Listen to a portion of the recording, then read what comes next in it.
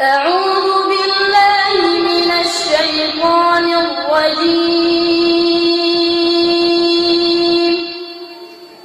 بسم الله الرحمن الرحيم. ولقد آتينا إبراهيم رشده من قبل وكنا به عالمين.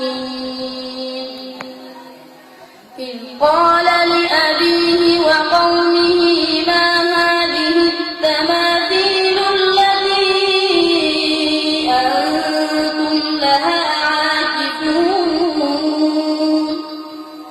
قالوا وجدنا آباءنا لها عابدين. قال لقد كنتم أنتم وآباؤكم في ضلال مبين. قالوا أجئتنا بالحق أم أنت من اللاعبين؟ قال من ربكم رب السماوات والأرض الذي فطرهن